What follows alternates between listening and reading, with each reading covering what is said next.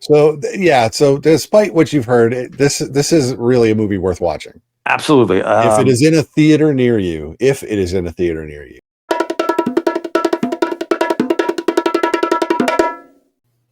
Hey everyone, welcome back to the Visually Stunning Movie Podcast. I am Mark. That is Ryan. Hi, Ryan. Hello. So before we start and talk about one of this week's more artistic entries into the box office, I need to read you something from YouTube.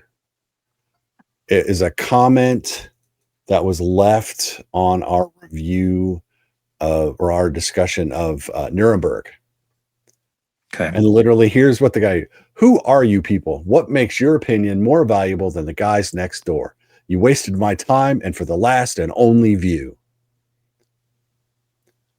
Did we ever say our opinion was more valuable than anyone else's?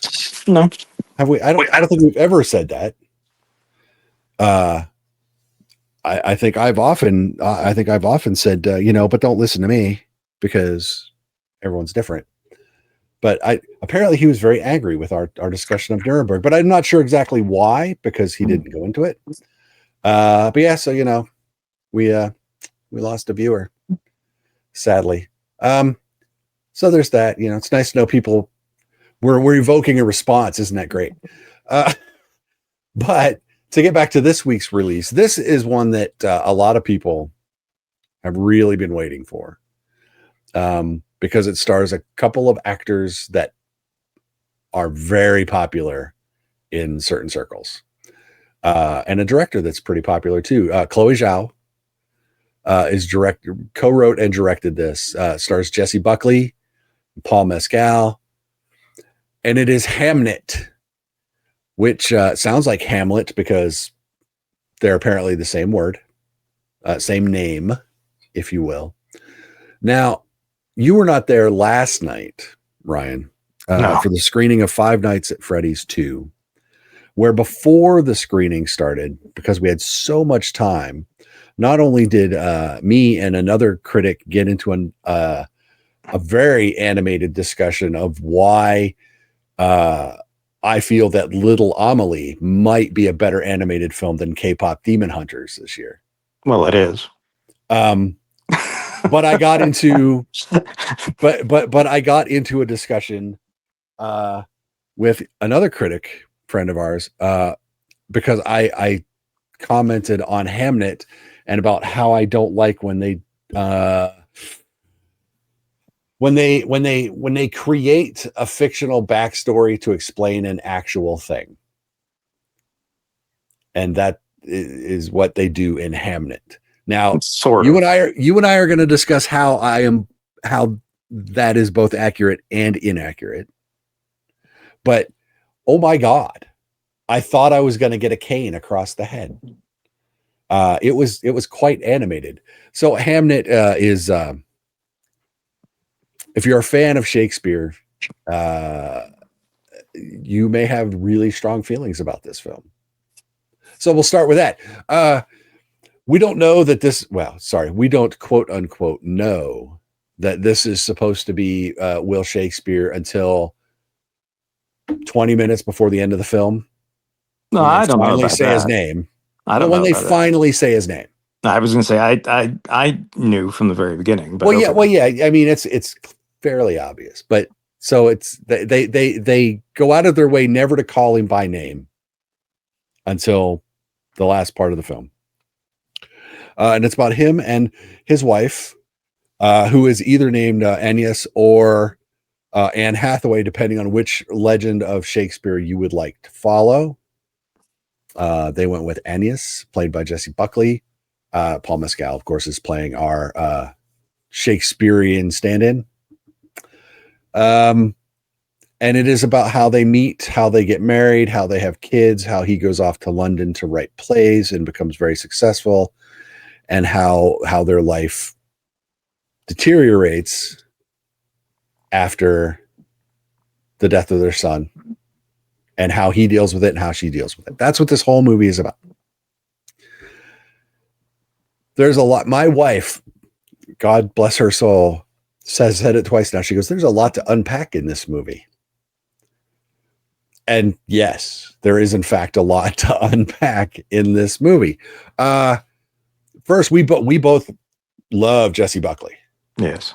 I think you like Paul Mescal more than I do. I don't dislike him as an actor at all. I have not thought of a rating scale on him, but I certainly don't look at his name and think, "Oh, we're in trouble." So right. So we're predisposed to like this cast, and dare I say the subject matter. We're talking about some good Shakespearean era stuff. Depending on where you fall on the how authentic is Shakespeare, in terms of who he was, what he wrote, what he's responsible for, all that good stuff. What did you want and or expect out of Hamnet going in? I didn't know a lot going in more than that the era in which it took place, I suppose. Right. So I didn't have a lot of expectations. We can. I look okay. So no, please. No, I would say this. So, I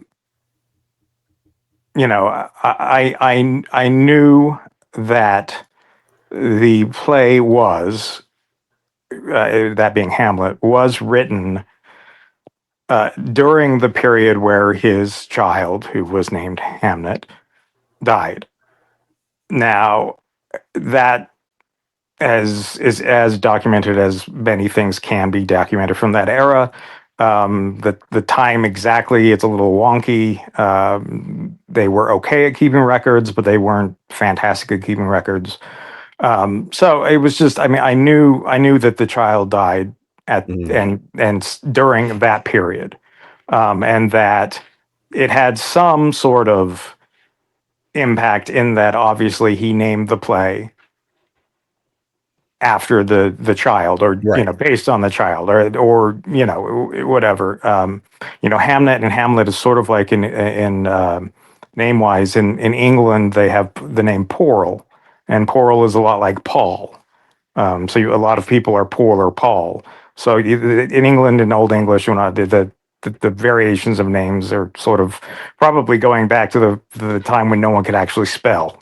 That probably doesn't hurt. Yeah. So, anyway, but no, so going in, I was just interested, I guess full disclosure, I did study contemporary British theater in England, but that is rooted, regardless of the contemporary aspect, is rooted nonetheless in the history of theater in England, which obviously I've been to the home that we see later in this film where Shakespeare and his wife lived. I've, in Stratford. I've been to a variety of places that are, I've been to the Rebuilt Globe. I've,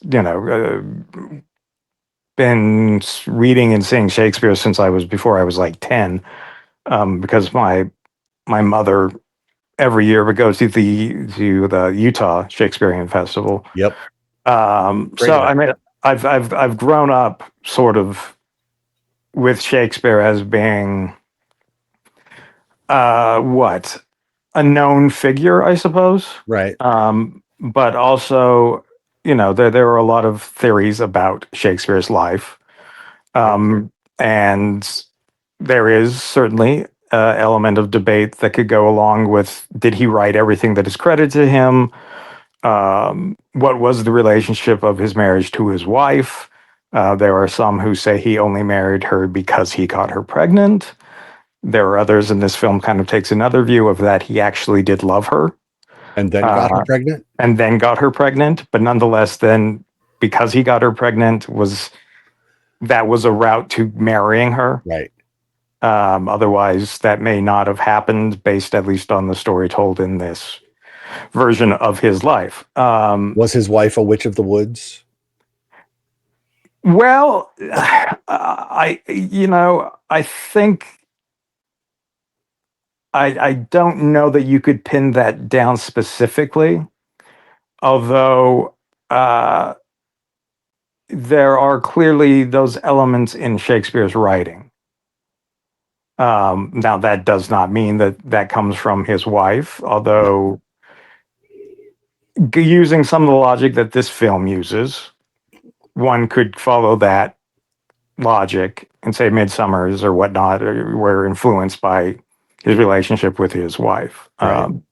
So, you know, I mean, there's, you know, there's only so much that we do know about these people. And I'm sure there are people who say, "Oh, you don't know what you're talking about, Ryan," and it's because they know more than I do. But that's fine. You know, To be clear, neither of us is a Shakespearean scholar. I'm not a scholar. I've just grown up with the plays and the stories, and had some very passionate. In fact, you know, my passionate professors were very much in the idea of he was a very romantic and you know, faithful individual when it came to his wife, and could therefore follow that with evidence in his plays. But I think his plays have such a diverse characters and situations that you could probably support just about any theory you really wanted based on that sort of thinking. But so going in, I mean, is this film the truth? Who knows, really? Subsistent, but I think the element of it that I enjoy, that I think, for me, kind of, I don't know that it shows their cards a little bit, but I think they would even agree that this may not. There's no certainty this happened, but the film is filled with a sense of magical realism. Yes. And I think that the presence of magical realism allows the story to be what the story is, whether that be truthful, not truthful, somewhat truthful. You know, I wasn't there. I don't know. So I really, as for what was I wanting from this, I was simply wanting an entertaining film that, you know, was emotionally involving and intellectually stimulating, I suppose. Yep. And It's an art house film. So it is really an art house film. So what do I want from art house film? I want something at least somewhat original, or just nothing all that. My hopes were not as lofty as I wanted this to be the best picture I've ever seen in my whole entire life. Did you want it to be the best picture of the year? I wasn't in there actively rooting for it to be. I wouldn't have minded. You know what I mean? I mean, it was. I didn't go in with any. I mean, I knew that there was some hype following. I think it did play at Toronto.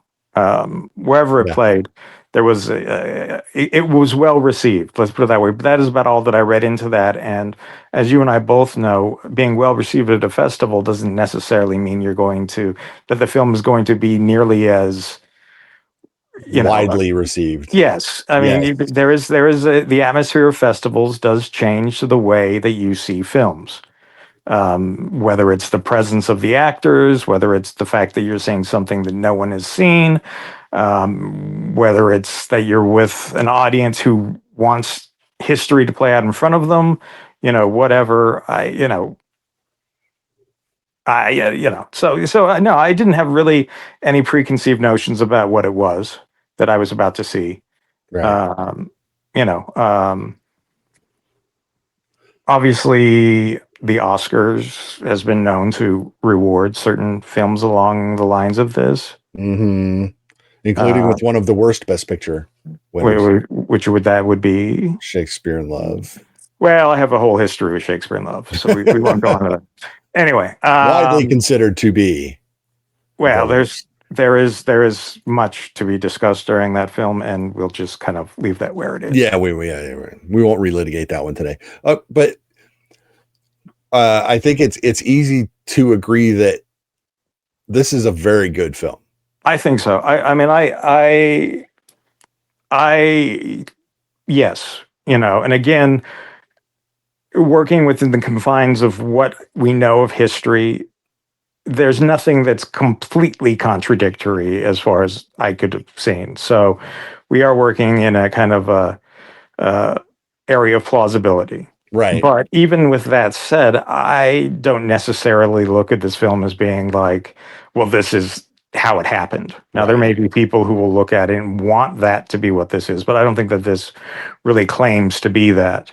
And again, there are some Shakespearean elements to the script, and again, the magic reality, the the darkness and light, and there's the dramatic themes and things. Yeah. Which I've always said, if you're going to make a film about somebody, the film should in some way reflect that individual. And I think from an intellectual standpoint and a thematic standpoint, I think that's kind of what this movie has done.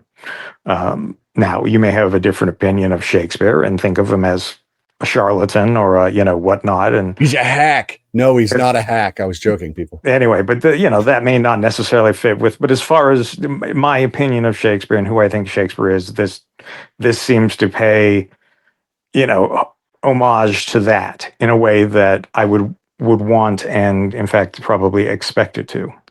Yeah. Again, we'll go back to Jessie Buckley. Please. Is this the film where people finally go, "Oh, I get it"? Probably not. And I don't. Sad. I don't think it has anything to do really with the performance.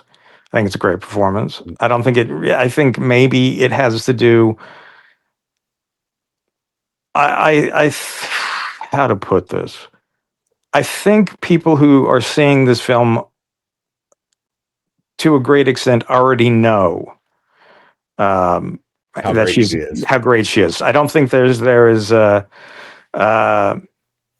don't think this is going to be the audience that is going to see this is I think in many ways already going to be familiar with her, and this is going to sound a little weird, or simply by assuming the role that she has in this, that they will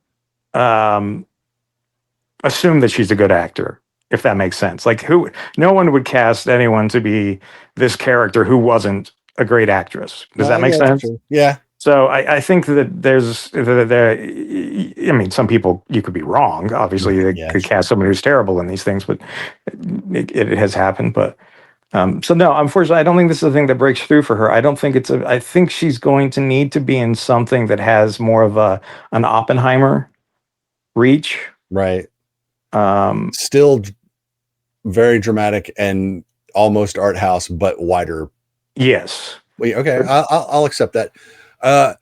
Everyone, I am not yet on the Paul Mescal train. I see. I think he's fine. I'm not off.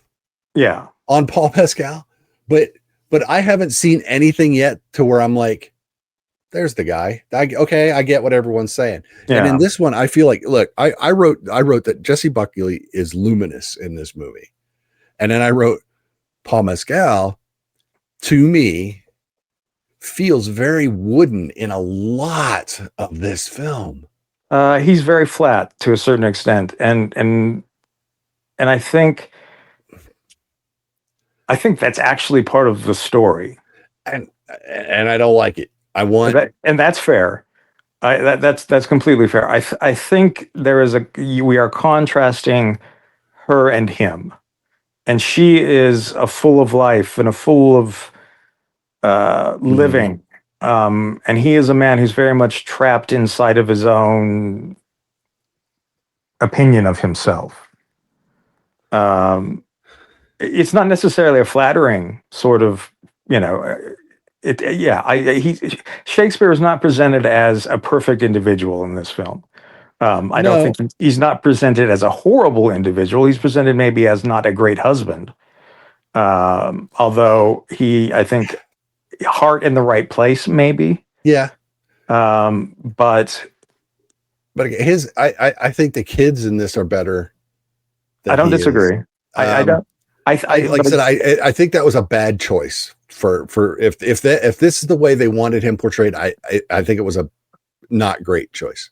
I think that was a choice, and that the emotion of Shakespeare, which is not greatly expressed by the man, is then expressed on stage. On stage.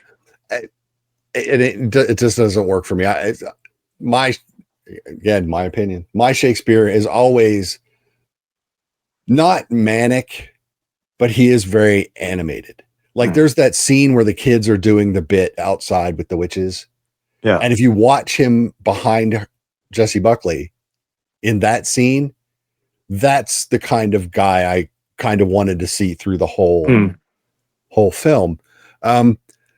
The one thing, if this film is a contrast between him and her, and them both dealing with grief and loss, the other problem I had with this, and it's the problem I have with a lot of films, again, where I don't necessarily like them stuffing fictionals into real to try to explain the real. So in this one, I got to the end and I'm like, as wonderful as Jessie Buckley is in this film, and as great and as beautiful as the film is, and it is beautiful to look at. Now, sometimes it lingers a little too long, showing us how beautiful this is. So even at 2 hours and 5 minutes, it's still probably 10 to 15 minutes too long. And that's saying something, because we've been watching 3-hour freaking movies at this point. Which I would argue were 2 hours. Oh wait, that's it. Which were about 2 hours too long. Yeah, right. A film you haven't seen. Anyway, that film I have not seen, and at the end we'll discuss that.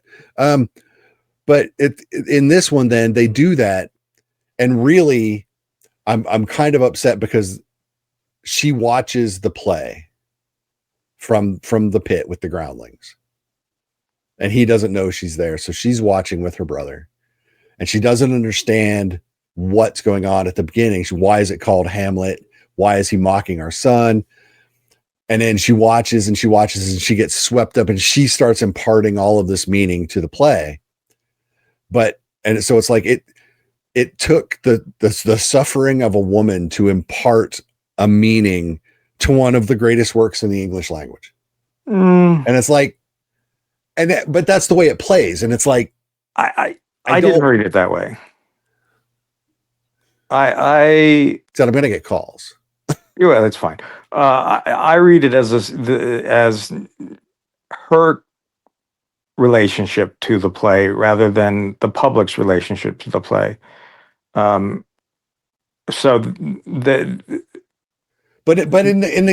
in cinema, we are her.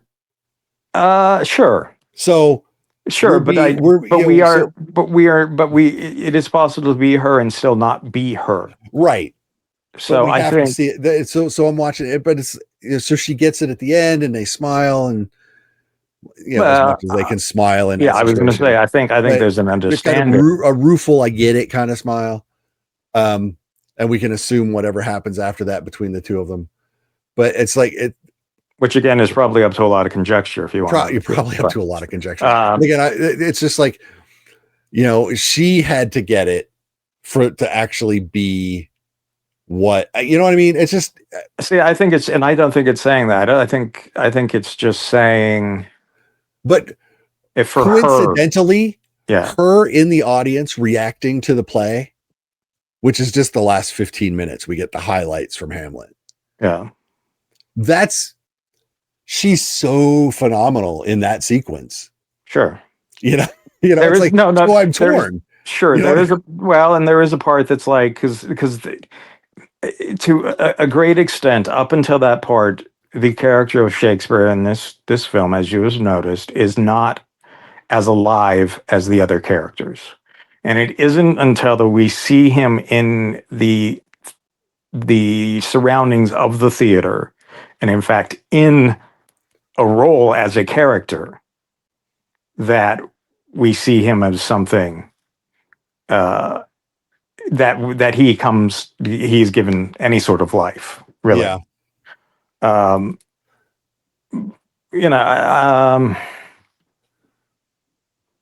I kind of enjoyed that last scene is fun too, because she gets to, she's the person in the audience who's shouting things. Yeah, Everyone's trying to tell her to be quiet, and if history is to be believed, that is the sort of atmosphere that you yes, would have went on in the encountered. Globe. Yes, Yeah, or in at the the theater.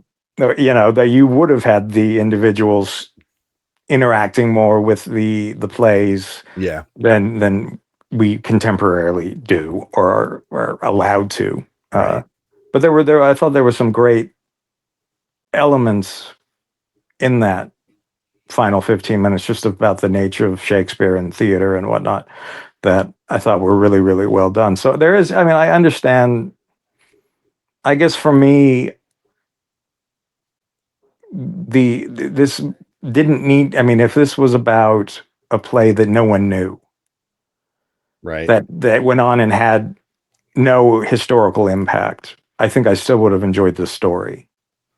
Um, in fact, I know I would have still Yeah. enjoyed this story because at the heart of it, it's a story of how do we grieve and how do we live and how do Right. we. And like I said, there's a lot to unpack here. And I said, I can say one thing that people are going to Yeah, lose their mind about, but at the same time, it's incredible. yeah. I mean, I think your relationship with Shakespeare will impact this to a certain extent. Um, so I don't know. I mean, I don't know that it's my favorite film of the year. I still think that there were films that came out of nowhere and really surprised me that have a little bit of advantage over this. I mean, I think that I will have to consider this film in a variety of categories. Yeah. It's on my Uh, first cut list. so I mean, I think that it's and I've already recommended it to my mother, who, like I said, was the one who kind of introduced me to Shakespeare, Right. and um, and I would recommend it to, unfortunately, the main professor that I could recommend it to is passed away, Ah, unfortunately. But maybe I could reach out to his daughter, I suppose. But because there was a lot of this film that was supportive of his ideas about who Shakespeare was. right. And I find that interesting. I don't find that definitive by any stretch of the imagination, but Yeah. um, the I am someone who certainly has a love for Shakespeare, but I am not so wrapped up in him as an individual as I am in the body of work, if that makes sense. Yeah. Yeah. So to me, it doesn't.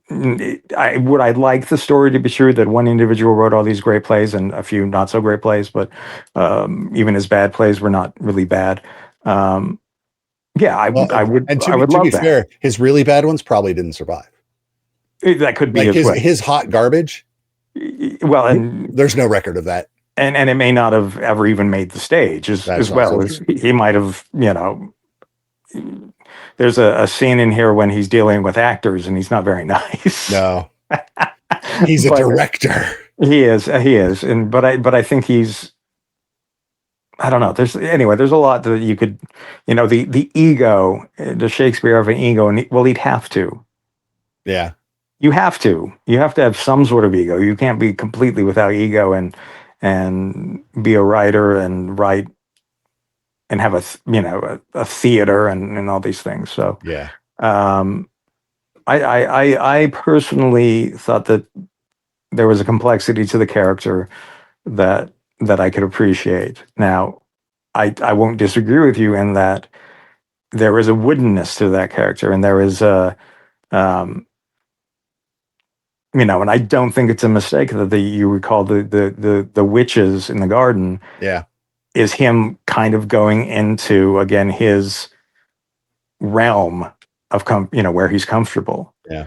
He's a terrible Latin teacher. We know Oh that. yes. He's a horrible Latin teacher. That is true.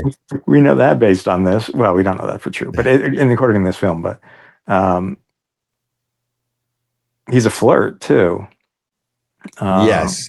He's a cad. Yeah. Anyway, there's it's so I think there's a lot here that I liked. Yes. Don't Um, let anything I said before now, people, No, There's a lot here to like. and I think that, again, some of the things that you're critical of, I think, yes, you're allowed to be critical of those, but I think they were intended.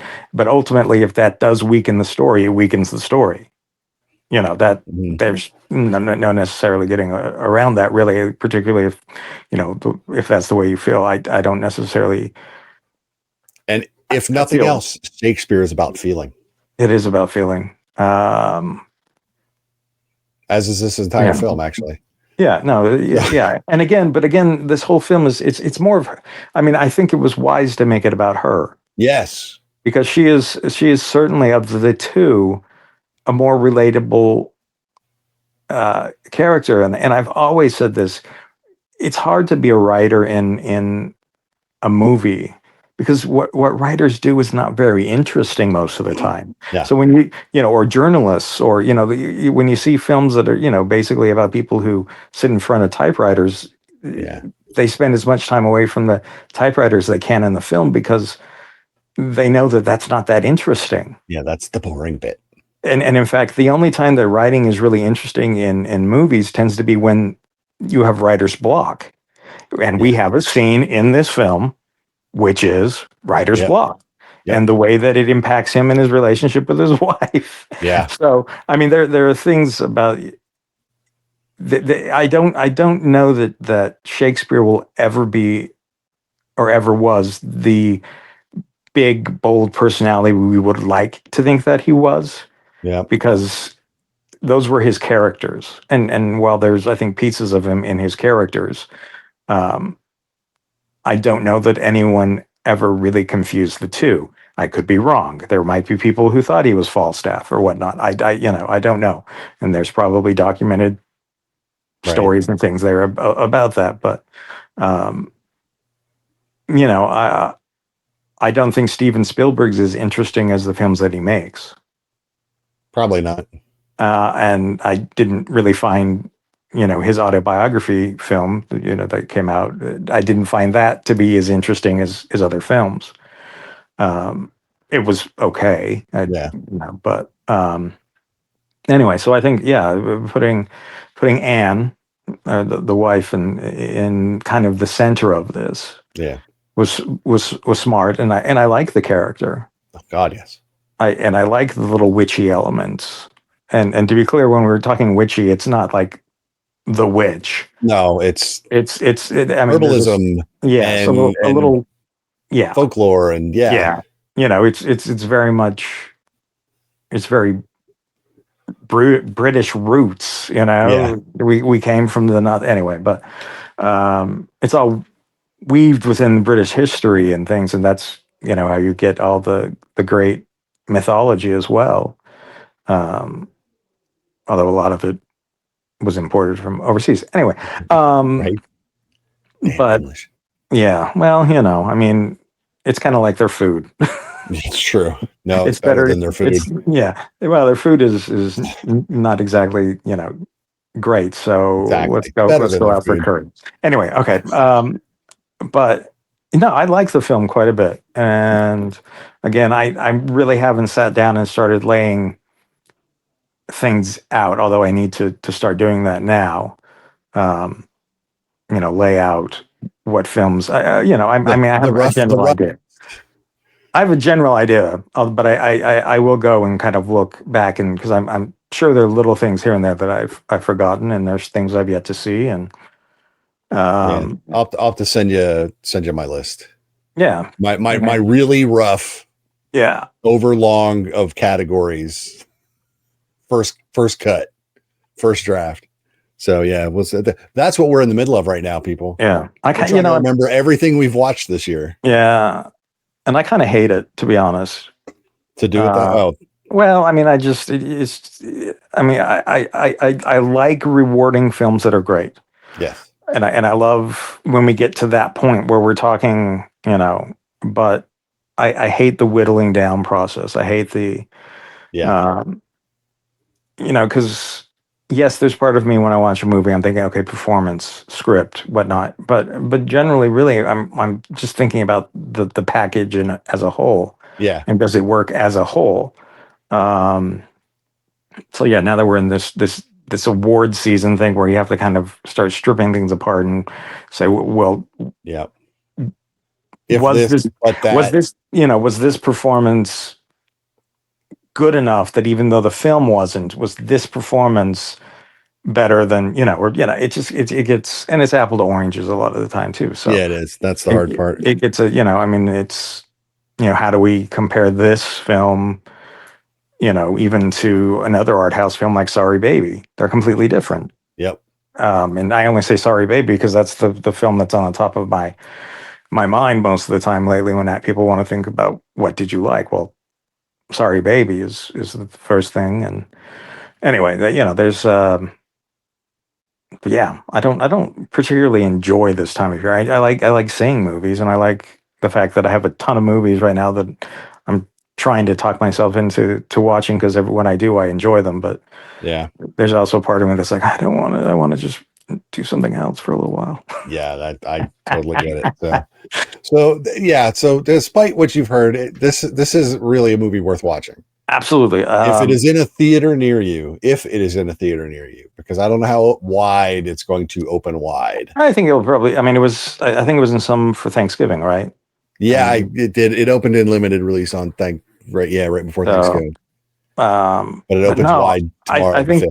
I think you have any interest in period drama, or Shakespeare, or I just think there are a lot of reasons to see this film. Yep. And some are more obvious than others, but great performances, good script, nice cinematography. Yep. Again, I always love I love magical realism. It's something I'm very much a fan of. And I think that in certain films it plays itself really well, and this is one that it plays in really well. Because Shakespeare worked in the realm of magical realism. Before it was called magical realism. Yeah, then it was called a play. Yeah, it's called a play. But but there's ghost stories and things. There's, I mean, Hamlet itself lends itself to things, and I did a little recapping it. It is interesting to note that while there are elements of Hamlet that are definitely lifted from other stories that had been told, the ghost element may in fact originate with Shakespeare. It might. So there's that element of it. May have been what he brought to it, and in that case, the elements, it ties into this movie fairly well. So, yeah. Thankfully, we have reached the point of the year where the 3 and 4 movies a week have stopped. Now there are a couple more. Sort of. I mean, in theaters, theater screenings have stopped, but the playing catch up with the For Your Consideration movies is in full swing, and will continue for the next 60 days or so. We do have a couple more coming out that we will be seeing. The biggest one is The Housemaid in a couple weeks. Sure. And I'll be interested to see how that one plays, because that could be a train wreck, or that could be really good. We'll see. I may or may not see that other 3-hour and whatever long movie. Yeah. I may wait and see if I have to see it, depending on how the nominations roll out, to fill the hole so I can vote. But I will wait. I have differing opinions on why you should or should not see it. I know, and that's why I'm not. I haven't come to terms. I haven't come to terms of which way I would lean. There you go. And I don't blame you. If I know I'm going to have to see it, I'm just going to put it off as long as possible. So, but Hamnet, PG-13, 2 hours, 5 minutes, directed by Chloe Zhao, Jessie Buckley, Paul Mescal, Emily Watson shows up. Yes. As his mom. Yes. She's always great to see. It doesn't matter. She's always great to see. Yeah, there will always be at least one moment in a scene that she just kills it. Yep. And there is at least one moment in this where you go, there she is. There she is. Yeah, good old Emily Watson. So there you go. Hamnet, check it out in theaters December 5th. Please do. Yeah, please do. So you should appreciate the experience if nothing else. And don't let my waffling get in the way. It's just a really good film. Yep. So there you go. That is it for that. Do not forget to like us, follow us, go to the website vsmoviepodcast.com. You'll get links to all the written stuff and all the audio stuff. And if you're watching this on YouTube, pay no attention to that screaming person that didn't like our Nuremberg review. Or you can, whatever, you know. Or well, yeah, but click subscribe anyway, because it's a nice thing to do if you're going to listen to us. Till we talk to you again, be good, stay safe, go see a good movie in theaters. There are good movies in the theaters. Some great movies. Promise. Some entertaining. Some great, some entertaining, some all over the map. Yep, it's some all over the map. There you go. Till we talk to you again, I'm Mark. That's Ryan. Bye, Ryan. Yeah. And we will talk to you all later. Bye-bye.